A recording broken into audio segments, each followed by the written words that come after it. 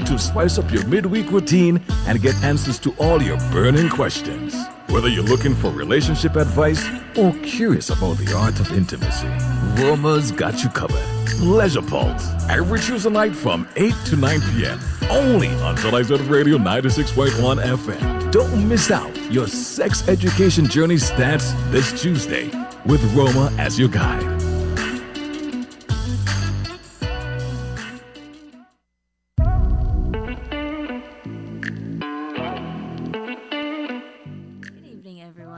Welcome to another episode of Pleasure Pulse. I'm your host, Roma Richardson, and I'm so happy to have you here with me for another Tuesday. A Tuesday after an exciting weekend. But as usual, before we get into tonight's conversation, we'll take a short break so you can let everybody know that Pleasure Pulse is live. You can find us on radio at 96.1. You should also be able to find us streaming online on YouTube and I believe on Facebook, and of course via the website if that's how you listen. So we'll take a short break so you can tell everybody that we are now live, and then when we come back we will get into our conversation tonight. Stay tuned.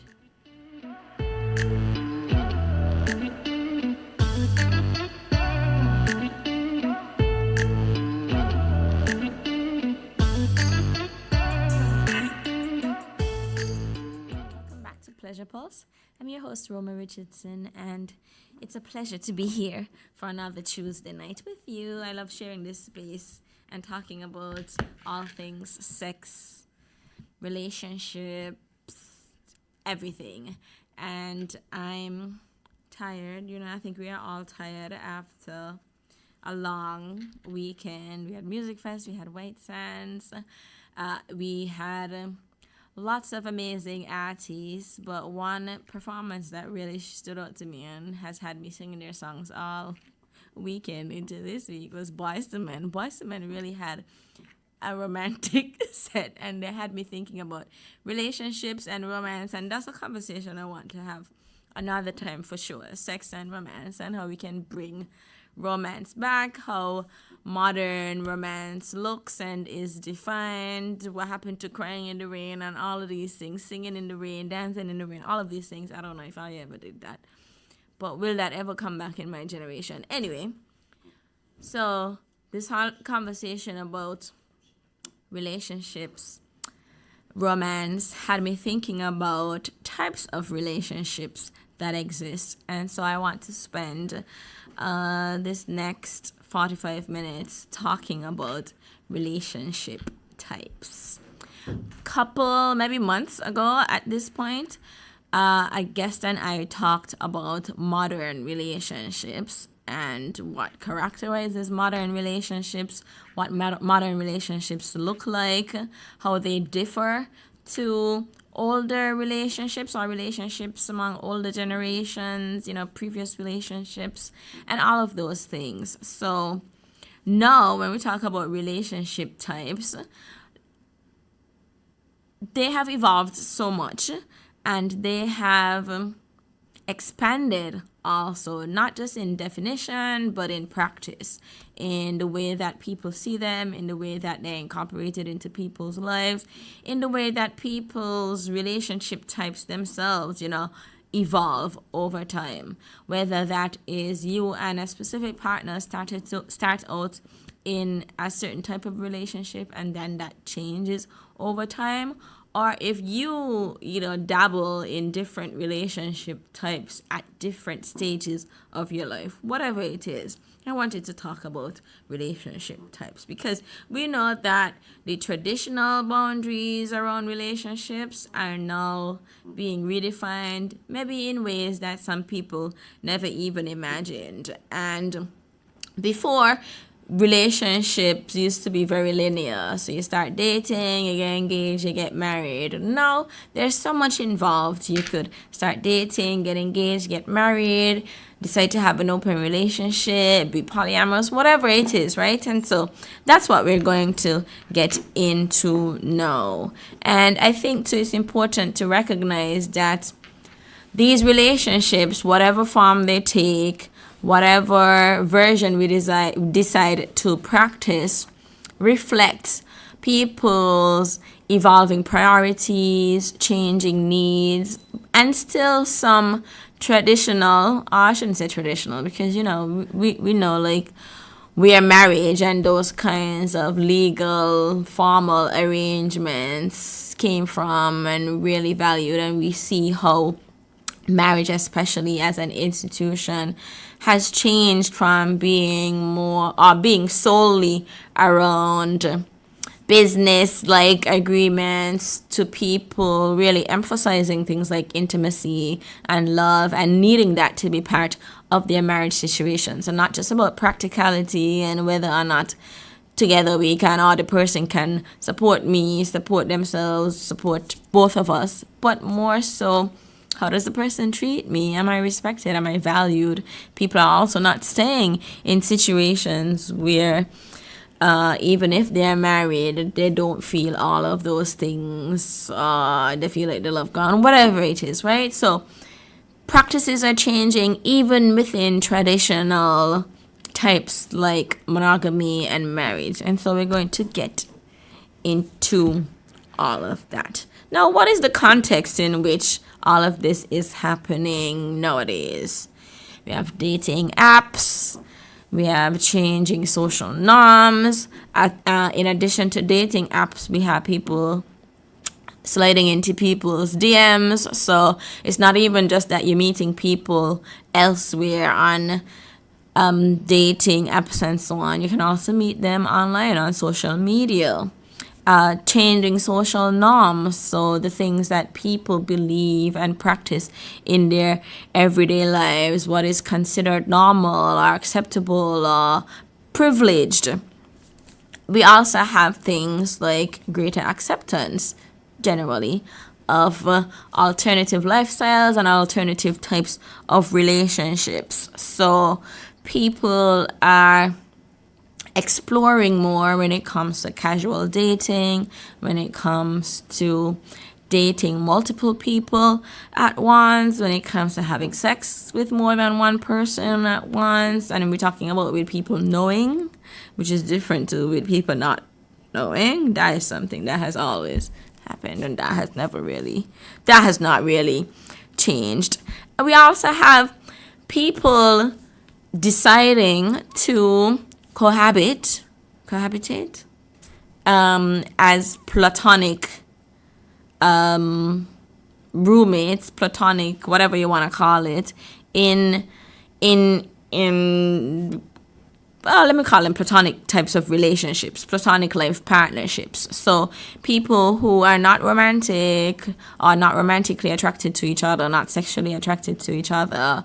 There's no romantic element, there's no sexual element, but they have decided to do life together, which means living together. It might mean raising children together. It might mean sharing finances. It might mean that you will all of your stuff to this person if something happens to you. And we also have something known as relationship anarchy, which is something that I recently came into. But I think when I explain it, you'll kind of understand. And you'll be like, oh, that's what it's called. So I think, too, that we're having this conversation so that you can understand what is out there. Maybe it will help for you to have language to something that you have been experiencing or desirous of experiencing and participating in, maybe a relationship type that you already practice, but would like to know more about. And so I'm going to share with you some of what I found when it comes to relationship types. Of course, I'll start with monogamy, because monogamy is one that everybody kind of knows, is familiar with. It's a relationship style where the people in the relationship agree to not engage in sexual and romantic relationships outside of each other. So they're not involved sexually or romantically with anybody else except for the people that are in the relationship. And typically that would involve two people, only two people. Monogamy has been considered the default for a long time, and not just default, but for many people it's still seen as the only kind of legitimate relationship style. And so, we get into things like compulsory monogamy, which will connect to things like compulsory heterosexuality, but we ain't gonna go there. But even within monogamy, where people have been socialized to, or that people have been socialized to buy into, that people have been socialized to aspire to, especially in spaces where things like marriage are encouraged, everybody still has a different idea of what that means and what the rules might be. It's the same way that when conversations about cheating come up, even people in monogamous relationships define cheating differently. So for one person, cheating might be flirting on WhatsApp. For another person, they might not see that as cheating at all. Some people count emotional cheating as in developing emotional connections and bonds with other people, and some people don't. Some people only see cheating as having sex with another person. Some people might not see having a little kiss with another person cheating. So even within monogamy, there are ways that people define and set boundaries in terms of what they see as cheating, what they see as acceptable, what they see as truly monogamous and not. And so even some things like porn, some people see watching porn, having sex toys, flirting as cheating. Some people don't see it that way. Some people have a really big issue with their partners, watching somebody else and finding them attractive. And then you have monogamous relationships where both of the partners in the relationship are excited to look at other people and agree or can agree that people are attractive or whatever it is. So there are lots of different views, different perspectives around even what obtains in monogamous relationships. So it's not that you enter one and you're automatically on the same page because you agree to monogamy. There's still need to have conversations about what monogamy really means to both of you or to all of you. So people also need to talk about where monogamy begins. So for some people really stress, being officially in a relationship. Some people think that once you've been out 3, 4, 5 times or whatever it is, then there should be some exclusivity. Some people feel like if you're dating from the moment that you start having sex, then there should be some exclusivity. So it's also important to talk about those things, like where does the commitment just to that person begin? And it's not just about entering the relationship, right? It's about continuing to talk about what it means to be monogamous, especially as things come up, but also being proactive around things that might appear, especially if you don't know what it means. For example, I think this is a good example of like an everyday consideration, maybe not every day, every season, consideration in monogamous relationships. Dancing with other people.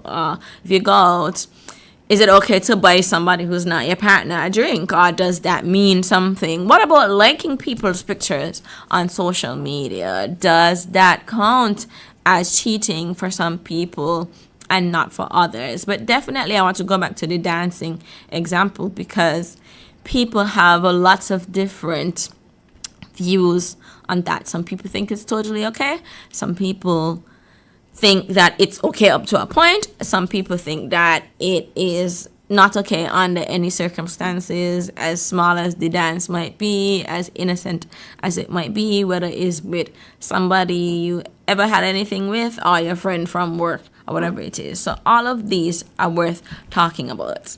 And then there's also monogamish, which is like everybody knows the issues, like kinda, where the relationships look a lot and kind of work a lot like monogamy, but there are some occasional circumstantial exceptions. So in monogamish relationships, people might agree to be monogamous mostly, but you give them a pass, like a hall pass. I mean, remember what movie, all them old movies that used to talk about the hall. Oh, I think there was a movie called The Hall Pass. Anyways, hall passes as in you get a one night or one moment opportunity to do whatever. So maybe you travel for work and your partner says, okay, well, if you meet somebody that you're really interested in, it is okay for you to do maybe certain things with the person. Or maybe it's okay for you to flirt with somebody who you will never meet in real life. Or maybe you decide, okay, if we go away together or you go away, you can do whatever with this person once it's somebody that I will never have to see or interact with in real life, and especially not regularly. If the opportunity arose, you might tell them, okay, maybe they might have, some people they've always been interested in, and they're like, okay, what if the opportunity came up? Like, could I? And you say yes. Or maybe you have like special occasion threesomes, right? So things like that count as monogamish. And then you have lifetime. Well, this is a type of monogamy, which is lifetime monogamy. So that's a lifelong commitment to one partner, whether that's through marriage or long-term partnership. And then you have serial monogamy. So that is having many monogamous relationships in succession. So right after the other. So whereas in lifetime monogamy, you might have maybe one partner and you're married to that person for 60 years or whatever. In serial monogamy, which is what I think most people who practice monogamy tend to practice, it is you're in a relationship, you have that relationship, you're with that person, that relationship ends, you start dating somebody else, you're with that person for however long, that relationship might end, you start dating somebody else, you could be doing that in order to find a lifetime partner, as well as you could choose serial monogamy as your preferred relationship type. So you're only with one partner at a time, and there are different, types or forms of serial monogamists. So we talk about the people who seem to be never single. We talk about the people who, have these short relationships, one after the other. But of course, people's relationship types are about people and their decisions and choices that they're making. So it's important for us to respect that, judge that, and not judge that, not judge it, but not judge it. And it's important for us to be as respectful as we can, or be respectful of other relationship types, even if they might not reflect the types of relationships, and especially if they might not reflect the types of relationships that we prefer. So that's monogamy. Since we finished with monogamy, let's take a break right here, and then when we come back, we will talk about non-monogamy, which has, I think, a lot more types of relationships, sub-relationships within it. Stay tuned.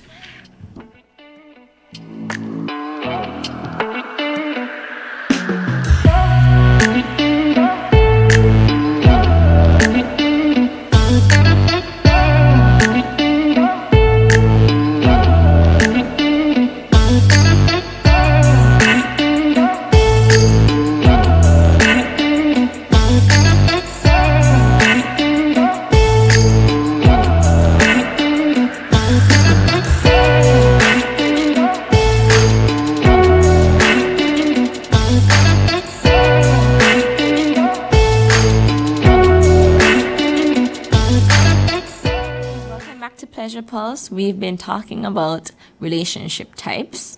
So far, we've talked about monogamy and some examples or some forms of monogamy, like lifetime monogamy, serial monogamy. We've also talked about what it means to be monogamish.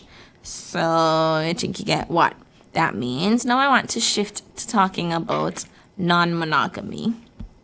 And non-monogamy, different types. So first, before I say just non-monogamy, we're talking about consensual or ethical non-monogamy, which are used interchangeably sometimes, but when I read up more about them, consensual non-monogamy is used to emphasize focus on consent, and ethical non-monogamy is similar to that, but focused more on ethics, how you treat your partners, whether you treat your partners with integrity, or treat the relationships with integrity, respect, those kinds of things. So consensual non-monogamy covers relationships where everybody involved agrees, and to agree means that you have to know that the people involved can seek some combination of sexual or romantic relationships outside of the one-on-one relationships, or outside of the one-on-one relationship. So, consensual. Everybody knows and everybody agrees. We know that this is different to non-consensual non-monogamy. We'll get there. So, in terms of consensual non-monogamy, there are different types. One of those types is open relationship. And I don't know, it wasn't last year. It might have been in the first year of Pleasure Pulse. Maybe the second year. Oh, the second year was last year. Maybe the first year. We had a guest on who was in an open relationship, and they shared some insights, some perspective on being in an open relationship, especially in a place like St. Kitts that is small. And open relationships involve a main partnership, and that main partnership is prioritized, and each person is free to pursue sexual but not usually romantic relationships outside of the partnership. So you're able to have sex with other people, but there's an expectation that a romantic connection or a romantic bond will not be formed. So some people in open relationships find other people in open relationships to have sex with. Sometimes that can happen, especially because, the assumption is that there will be more understanding, more relatability, all of those things. But open relationship is also sometimes used for different types of poly relationships. And poly, of course, means more than one. Polyamory involves being or the potential to be in multiple sexual and or romantic relationships at the same time. So when you see polyamorous relationships online on social media, for example, sometimes I'm scrolling, whether that is YouTube or Instagram, whether you're watching TV, because I think some poly relationships are on TV now. I'm not sure which show, but I've seen some interviews with people in poly relationships, and it is clear that their desire is to, well, for many of them, the desire is to form other connections with other people. So it's like, I have a big whole hat and it can hold multiple people at the same time, and so that's what I want. That's what I want to do. So it can involve a range of interactions, commitments, and approaches. For example, there's solo poly, and those folks consider that their most important relationship to be the one with themselves, and relationships with other people are important, but not something that they use to chart their life course on. People with primary partnerships often have a cohabitation, so they live together, a marriage-like situation or relationship, and then they might have other relationships that are, or that they assign a little less significance, even though there's still that romantic sexual connection. Other people practice non-hierarchical polyamory. That is giving or not giving any relationship more weight than any other. So all relationships are on the same level. And in polyamory or in polyamorous relationships, you have things like a throuple. I think we've heard about throuples or triads. And that is a polyamorous relationship that involves 3 people, and all of these 3 people are committed to each other sexually and romantically. You might also even have 4 people or quad in that relationship.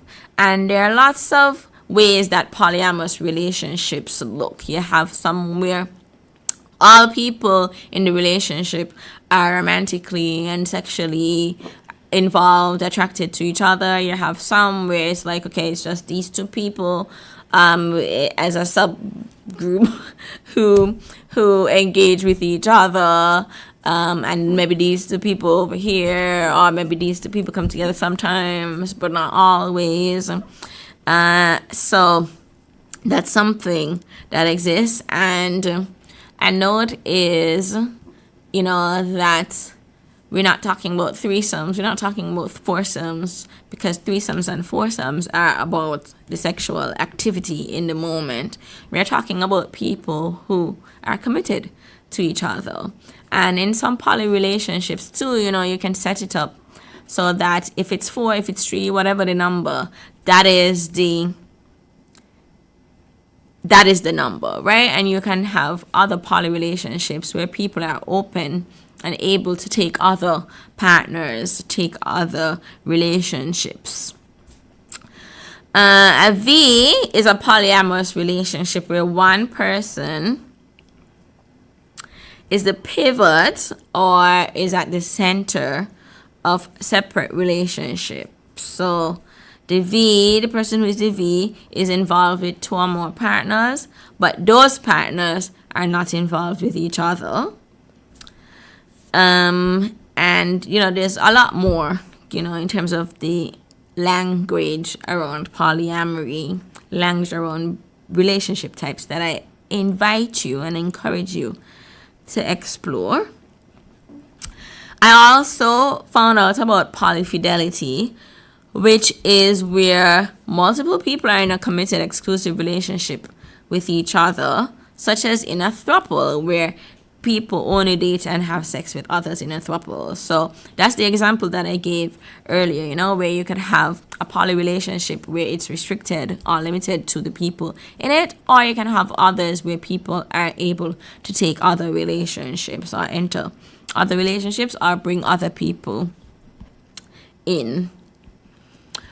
We also have swinging. Swinging is another form of consensual non-monogamy, and it is when couples go out and find other, sometimes couples, to have sex with. So you call them swingers.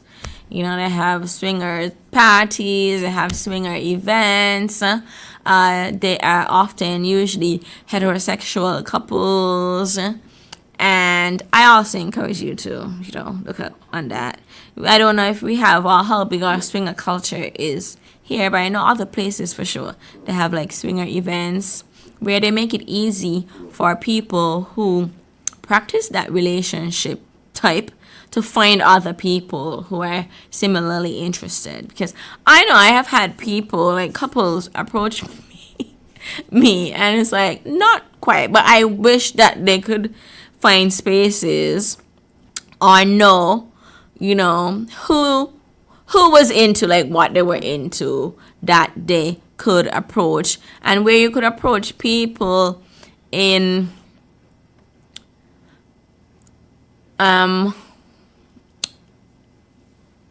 controlled settings where you could approach people in spaces that are monitored, because safety is always going to be a concern. Consent is always going to be a concern. So events like these, especially because people can have different definitions of things, making it clear from the outset, what the rules are, what the terms of engagement will be, emphasizing things like consent, underscoring that being in a space alone does not mean consent, does not imply consent to any and everything.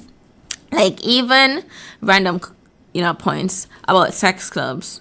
If only we had sex clubs here, maybe at some point. But, at sex clubs, and I remember this book that I was reading, the couple, there were a couple at the time. They were kind of rebuilding their romantic and sexual connection because they had been involved years before. They went to a sex club, and it was clear that there, just like if you look up sex clubs and you read about them, you read people's experience of them, the emphasis on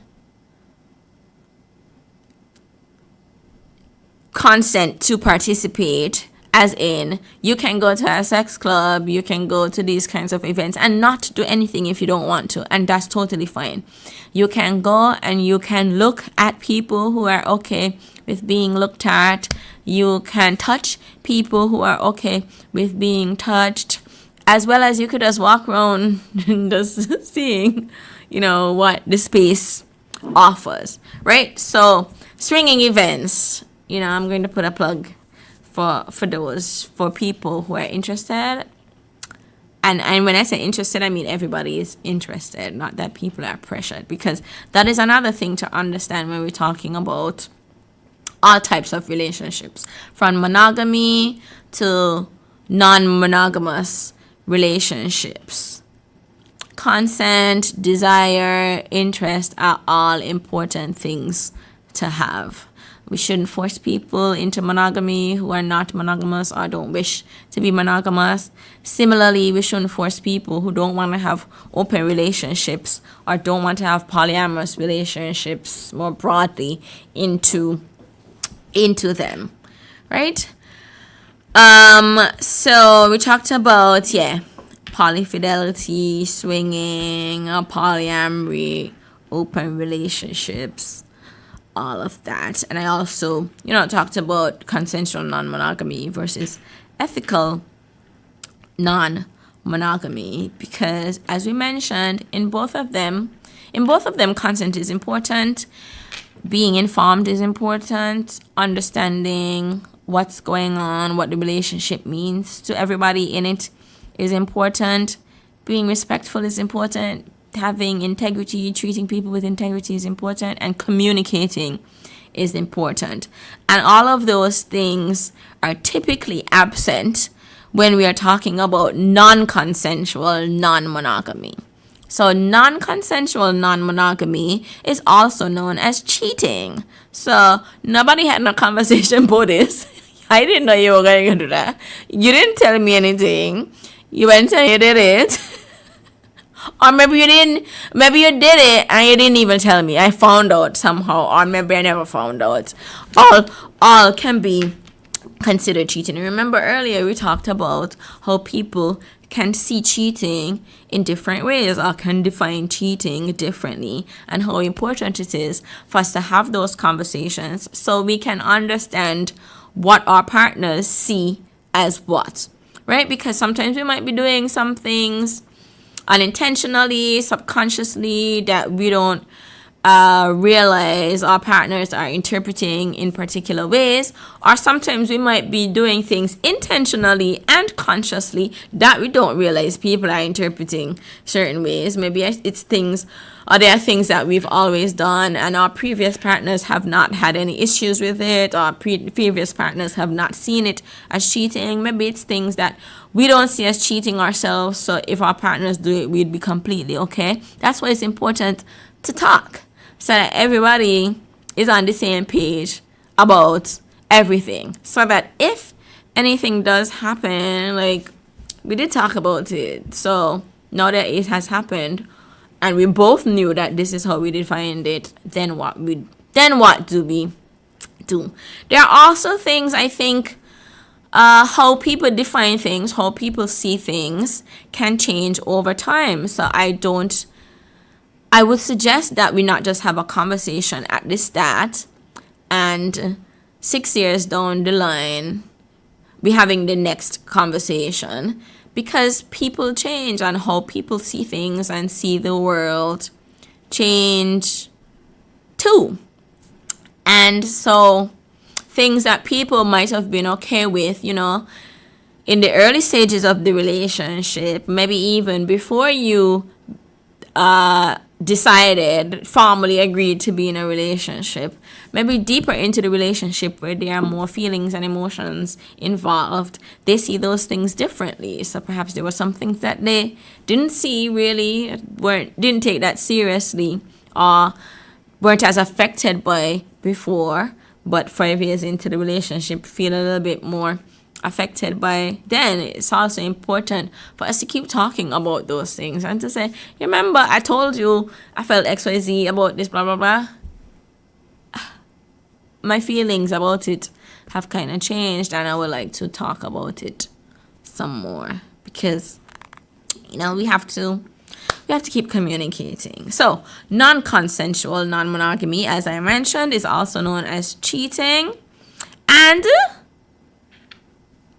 it also happens in non-monogamous relationships. So it can also happen in open relationships. It can also happen in polyamorous relationships, because in all of those non-consensual non-monogamous relationship types or relationship forms, communication, rules, agreements form the basis of any actions, of any approaches, of anything, right? So for it to be something that's consensual, that's ethical, it means that we talked about it and we agreed to it. So if a non-monogamous relationship does, or a partner in a non-monogamous relationship does something outside of the agreed upon terms and so on, then that can be considered cheating. Maybe it is that certain people are off limits for that relationships. Maybe it is no going back to exes or whatever it is. Not developing a romantic connection. If a romantic connection develops, that could be considered cheating. So just a reminder that because people agree to open relationships, polyamorous relationships, it don't mean it's a free-for-all. Like, there's still aspects consistent. There are aspects consistent across all relationship types that have to ensure, or that are there to ensure, guarantee, support the respecting and respectful treatment of all partners who are involved. So regardless of like whatever the consensual relationship is, as I mentioned, in non-consensual non-monogamy, if you engage romantically and or sexually without existing your partner's agreement or knowledge, that can be considered cheating. Some relationships, that kind of is like, don't really want to know wants XYZ, blah, blah, blah, blah, blah. For example, right? Like, it could be that another example that came to my mind. It could be that, you're allowed to have relationships, sex with other people or whatever, but you have to use condoms. You have to ensure that the person has had their health checks or whatever it is. If that doesn't happen, that could be an issue for your relationship because you are no longer abiding by the boundaries set in your main relationship. Lying could be considered cheating, an issue, and could be the source of a breakup, a falling apart, or whatever it is, of a relationship too. And that is possible in any relationship type. There's also long distance relationships. I think most of us are familiar with those. We know what that is like. I think even sometimes, even though it's not long distance relationships, in the US and stuff, living in separate states, that's often considered long distance relationship. But I kind of think that living in Boston, if your partner lives in St. Paul's, is a long distance relationship too. Especially if you don't live together, because it requires a lot of the same kind of work and energy and investment that is in long distance relationship. It might not be as much in terms of money, traveling to see each other and so on, but there are some of the same complexities, some of the same issues that might arise. You also have casual relationships, undefined relationships, friends with benefits, situationships, and then among the alternative or non-traditional relationships, there's this concept I came across, relationship anarchy, which says that all relationships are equally valuable and there are no relationship types or relationships that are more valuable than others. So for example, romantic and or sexual relationships are not more valuable than non-romantic, or it could be vice versa. But I think people tend to see especially romantic relationships, as more valuable than non-romantic ones. But relationship anarchy says that all of them are equally valuable. And in relationship anarchy, only the people in the relationship can decide what happens in the relationship and what the parameters for that relationship are. And the expectations are also determined there. There's equal power for each person in the relationship.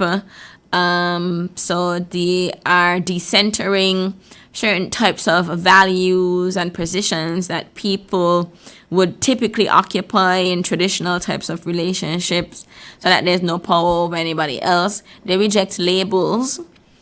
So they don't put labels on each other, on themselves, or on their relationships.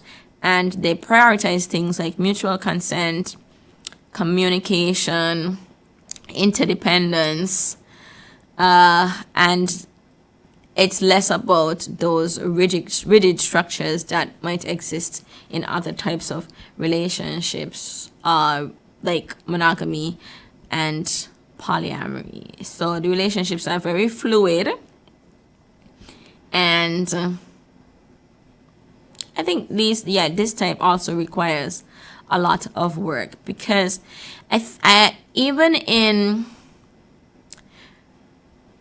situations where people are doing something outside of the norm, outside of what is pushed, what is encouraged, a lot of those traditional values, traditional roles, traditional expectations still show up, because we still live, exist, were raised in this society that pushed and encouraged those practices and norms. So it takes a lot of intentional work for us to create relationships that are truly just ours. I know definitely I find myself, as much as I the biggest feminist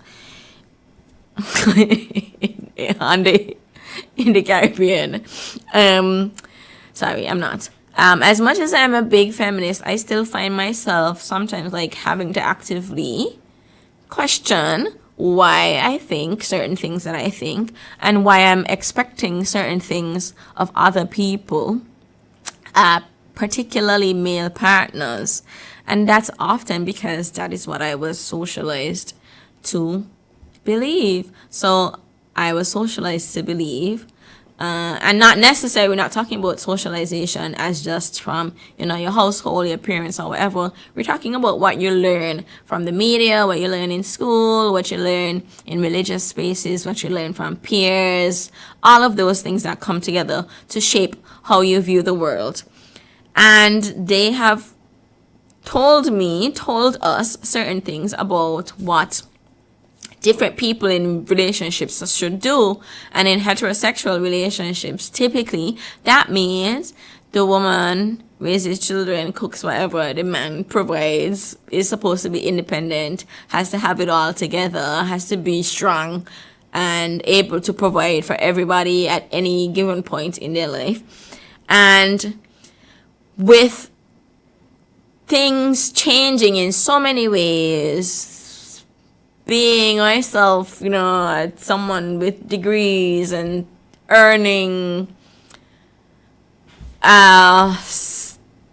good, decent salaries, it means that I might be in a situation where I earn as much as the person. Both of us work. We don't know, like, it exists for some people, but for most people, everybody has to work, right? So that also immediately changes the dynamic of how, or should change the dynamic of how things function at home. But even in situations where everybody works, we still hold strong to those traditional ideas that no longer work for the context that we are in.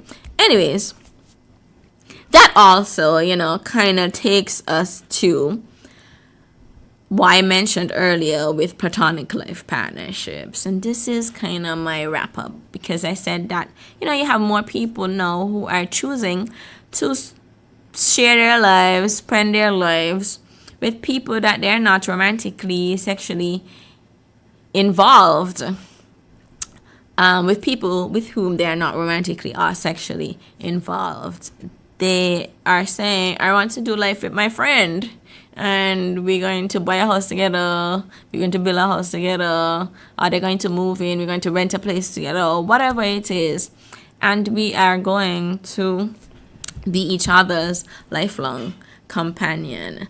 So these are non-romantic commitments, but they are not void of or absent of deep, emotional, intimate connections. So the things that we seek in romantic relationship: an emotional bond, a closeness.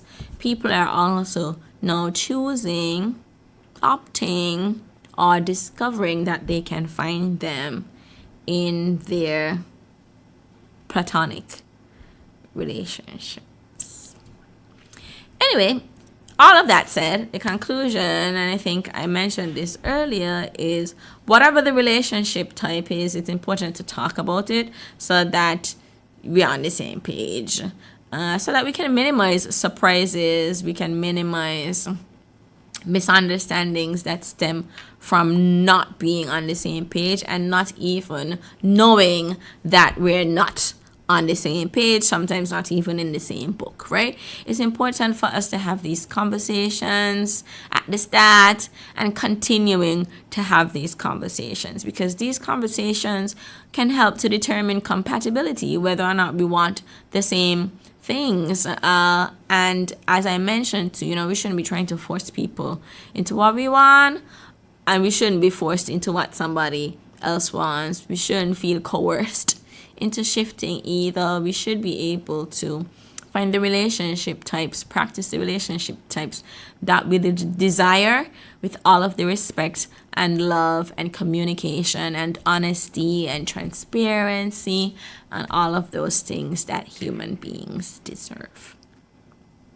With that, I will leave you, and I encourage you to read up more on relationship types. Think about maybe what you've been itching to tap into, to explore. And nothing is wrong with exploring, right? Like, you explore something, you realize it doesn't work for you, you don't have to commit to it because you tried it out, right? And if you try it out and you find that you like something, you can commit to that, and that's okay. And then you seek out the people who are similarly minded and similarly interested and respect what you want. So I will leave you there. Thank you all for joining me for another Tuesday. I will see you all next week. As usual, have a pleasurable evening. Goodbye.